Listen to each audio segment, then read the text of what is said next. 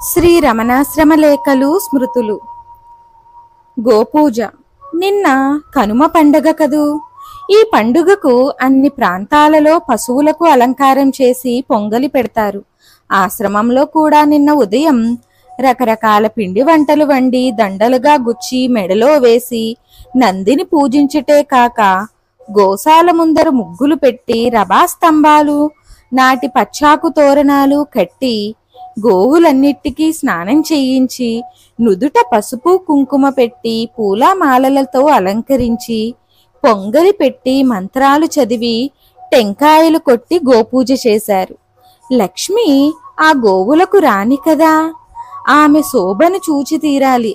నొసట పసుపు రాచి కుంకుమ పెట్టారు. మెడలోనూ కొమ్ములకు చామంతి, గన్నేరు, దవనం, రోజా ఇంకా ఎన్నెన్నో రకాల పూలు మాలలుగా కట్టివేసి వండిన గారెల దండ, అప్పాల దండ, చక్కెలాల దండ, మనుగు బూరెల దండ, జంతికల దండ మొదలైనవి, అరటిపళ్ళు, చెరుకు ముక్కలు, కొబ్బరి ముక్కలు మొదలైనవి విడివిడిగా దండలు గుచ్చి మెల్లో వేశారు. అంతటితో తృప్తి చెందని పశువుల కాపరి తన ఇంట్లో సొంతంగా వండిన జంతికల దండ మరొకటి తెచ్చి దాని మెడ నింపాడు. ఇదేమిరా అని నిరంజనానంద స్వామి అడిగితే, ఏటేటా నా మామూలిది స్వామి అని సగర్వంగా బదులిచ్చాడా కాపు. ఇలా లక్షణంగా అలంకరింపబడి కామధేను వలె కన్నుల విందు నొరొచ్చుతున్న లక్ష్మమ్మను చూస్తే సంతోషంతో నా మనస్సు ఉప్పొంగి కడుపు నిండినట్లు అనిపించింది. 9:15కు బయటికి వెళ్లిన భగవాన్ ఆ బిడ్డలను ఆదరించడానికి 10 గంటలకు గోశాలకు వచ్చారు. లక్ష్మి పక్కనే కుర్చీ మీద కూర్చొని ఆమె అలంకారం చూచి ఆనందిస్తూ ఉంటే భక్తులు నా కర్మన ఇత్యాది చెబుతూ కర్పూర హారతులిచ్చారు. కొందరు భక్తులు లక్ష్మికి ఫోటో తీస్తామన్నారు. గుంపులు కూడిన భక్త బృందాన్ని పక్కకు తప్పుకోమని గోశాల మధ్యకు ఆమెను తీసుకువస్తే తల ఊపుతూ ఒయ్యారంగా నిలిచిందాయమ్మ. భగవాన్ లేచి వచ్చి పక్కన నిలబడి ఎడమ చేత ఆమె శిరము ఒళ్ళు నిమురుతూ ఉండమ్మా ఉండు, సరిగా ఉండు అని పలికేసరికి ఆ ఒప్పుల కుప్ప నిమిలీత నేత్రాలతో సమాధి స్థితి వలె కదలక నిలిచింది. శ్రీరమణులు వామహస్తం ఆమె వీపున ఆనించి దక్షిణ హస్తంతో దండం పెట్టుకొని టీవీగా నిలుచుంటే ఫోటోగ్రాఫర్లు 2, 3 ఫోటోలు తీశారు. ఆ దృశ్యం చూచి తీరాలి సుమా. శ్రీవారు తమ అమృత హస్తంతో ఆమె నోటికి పళ్ళు గారెలు అందిస్తుంటే మరొక ఫోటో తీశారు. నీవిక్కడికి వచ్చినప్పుడు ఇవన్నీ చూడవచ్చును.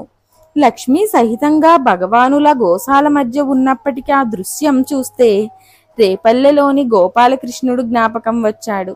అదీ కాక బ్రహ్మవైవర్త పురాణంలో కృష్ణుడు గోలోకనాథుడగు పరమాత్ముడని, ప్రకృతియే రాధయని చెప్పబడి ఉంది. అవినాభావ సంబంధం గల ప్రకృతి పురుషులే రాధామాధవులని ఆ పురాణ సిద్ధాంతం.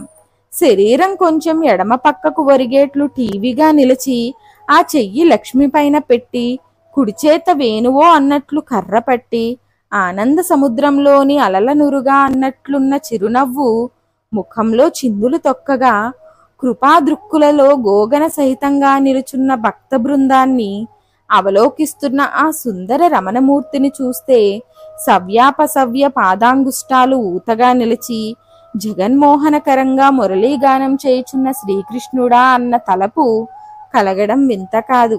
ఆ కృష్ణుడే రమణుడైతే చెవులు ఓరబెట్టుకొని అనిమేష నేత్రాలతో భగవత్కర స్పర్శానుభూతి చేత ఆనంద పారవస్యం పొంది విశ్వమే మరచిన మా లక్ష్మిని ఏమనాలి? ప్రకృతి స్వరూపిణి అయిన రాధయందున ఆమె దేవాంశ సంభూత కాకుంటే మానవ భాష ఎలా అర్థం చేసుకుంటుంది? నిన్న నిజంగా మానవ దృష్టికి అగోచరమైన గోలోకము, తదధిపతులైన ప్రకృతి పురుషులను చర్మ చక్షువులతో చూడగలిగామనటం అతిశయోక్తి కాదు సుమా.